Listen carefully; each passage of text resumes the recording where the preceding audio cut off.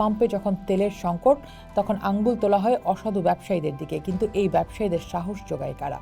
যখন প্রতিযোগিতামূলক বাজার বাদ দিয়ে বিশেষ বিধান আইন করে গুটি কয়েক কোম্পানিকে বিদ্যুৎ ও জ্বালানি খাতের কাজ দেয়া হয়, তখন সিন্ডিকেট তো হবেই।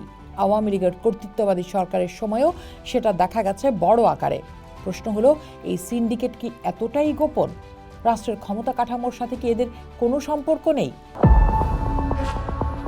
আজকের বাংলাদেশে সাধারণ মানুষের জীবনটা অনেকটাই যেন কাটছে লাইনে দাঁড়িয়ে। নানা সরকারি আমলে রাস্তায় আমরা নানা লাইন দেখি, কখনো চালের লাইন, কখনো পরিবহনের জন্য লাইন, কখনো হাসপাতালের টিকার লাইন। এখন যেমন প্রতিদিন দেখছি তেলের জন্য লাইন। গণমাধ্যমে বা সংসদে দাঁড়িয়ে সরকার পক্ষ আমাদের বলে যাচ্ছেন সব ঠিক আছে। প্রথম কথা, জ্বালানির কোনো সংকট বর্তমানে বাংলাদেশে নেই। যেমন সরকার যখন ঘোষণা দেয় যে জ্বালানির কোনো সংকট নেই, অথচ পাম্পে গিয়ে মানুষ শোনে তেল নেই, লাইনে থাকেন। তখন প্রশ্ন, সরকারের ভাষ্য আর সাধারণের বাস্তবতার মধ্যে এত ফারাক কেন? সমস্যা কি গোটা পরিস্থিতি সরকার জনগণের সামনে পরিষ্কার করতে পারছে না, নাকি বাস্তব পরিস্থিতি লুকানো হচ্ছে? ফলে প্রশ্ন হচ্ছে, সরকার কি জনগণকে আস্থা দিতে পারছে? আর জনগণই বা সংকট মোকাবেলায় কতটা নিজেদের অভ্যাস পরিবর্তন করছে? কেন প্যানিক বাইং করছে? দেশের ভেতরে তেল মজুত করে সংকট আরও গভীর করছে কারা? বৈশ্বিক বাস্তবতায় বাংলাদেশের জ্বালানি নীতির যে সমস্যা রয়েছে সেটাও সরকার কতটা রিভিউ করছে? এরকম নানা প্রশ্ন আমি জানি আপনার আমাদের সবার মধ্যেই ঘুরছে। আমরা জানি দেশে প্রতি বছর 65 থেকে 68 লাখ টন জ্বালানি তেল আমদানি করা হয়, যার মধ্যে ডিজেল ও অপরিশোধিত তেলের পরিমাণই বেশি। বাংলাদেশে দৈনিক জ্বালানি তেলের চাহিদা প্রায় 16 থেকে 20 হাজার মেট্রিক টন। গত অর্থ বছরে পেট্রোল বিক্রি হয়েছে 4,62,000 টন, আর অকটেন 4,15,000 টন। জ্বালানি তেলের মধ্যে সবচেয়ে বেশি চাহিদা ডিজেলের। 2024-25 অর্থ বছরে এই চাহিদা ছিল 43,50,000 টন।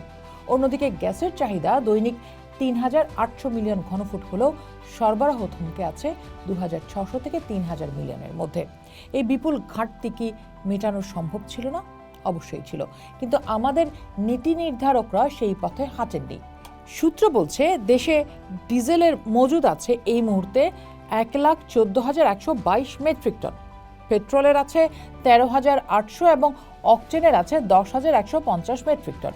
বাংলাদেশের রিজার্ভ সক্ষমতা অনুযায়ী বার্ষিক চাহিদার পুরোটুকু একসাথে মজুত করার সুযোগ নেই। নিয়মিত চালান আসে এবং চক্রাকারে তা ব্যবহৃত হয়। বিপিসি দাবি করে তাদের কাছে 35 থেকে 45 দিনের মজুদ রয়েছে। প্রতি মাসে সাপ্লাই চেইনে 5 থেকে 6 লক্ষ টন তেল ঢুকছে। আগামী মে ও জুন মাসের চাহিদার যোগান সরকারের হাতে আছে বলে তারা দাবি করেছে। নিশ্চয়ই এখন আপনার মাথায় প্রশ্ন আসছে, তাহলে পাম্পে তেল নেই কেন? তার মানে এই তেল কোথাও না কোথাও চলে যাচ্ছে, ফলে সৃষ্টি হচ্ছে সংকট। আর এই সংকটগুলোর একটি তৈরি হচ্ছে এলসি খুলতে না পেরে আমদানিকৃত তেল জাহাজ থেকে খালাস করতে না পারা, অন্যটি হচ্ছে অসাধু গোষ্ঠীর তেল মজুত করার চক্রান্ত।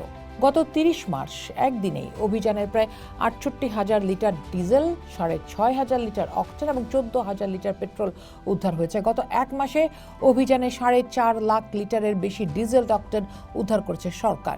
আবার এই কৃত্রিম সংকট যারা তৈরি করছে, মজার ব্যাপার হচ্ছে তারা রাষ্ট্রযন্ত্রের ক্ষমতা কাঠামোর ঘনিষ্ঠ একদল সুবিধাভোগী। বিশেষজ্ঞদের অনেকের মতেই আমদানি নির্ভর কাঠামো সরাসরি সিন্ডিকেটের মদত দেয়। জ্বালানি বিশেষজ্ঞরা বলে আসছেন, দেশের সম্পদ নিজেরা ব্যবহার করুন, কিন্তু আমাদের নানা আমলের নীতি নির্ধারকরা তা শোনেননি। তারা এমন এক জ্বালানি নীতি তৈরি করলেন যা বিদেশ নির্ভর। কেন? তাতে একদল মানুষের ব্যাংক ব্যালেন্স ফুলে ফেপে ওঠে। নিজের দেশের মাটির নিচে গ্যাস রেখে আমরা কাতার বা ওমান থেকে এলএনজি আমদানির জন্য মরিয়া হয়ে উঠি। এই যে আমদানি নির্ভরতা, এটাই সিন্ডিকেটকে শক্তিশালী করে তুলছে। পাম্পে যখন তেলের সংকট তখন আঙ্গুল তোলা হয় অসাধু ব্যবসায়ীদের দিকে, কিন্তু এই ব্যবসায়ীদের সাহস যোগায় কারা?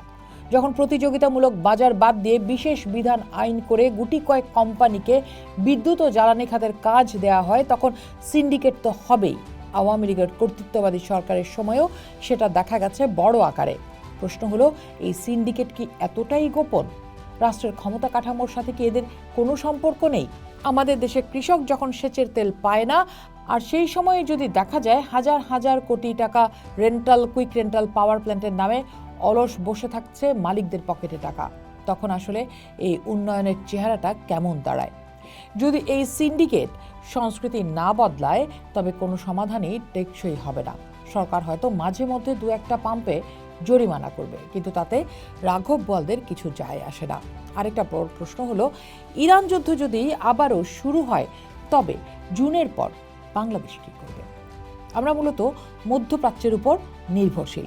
রাশিয়া জ্বালানির বড় বাজার হলেও নিষেধাজ্ঞার কারণে সেখান থেকে আমদানি এখনও অনিশ্চিত।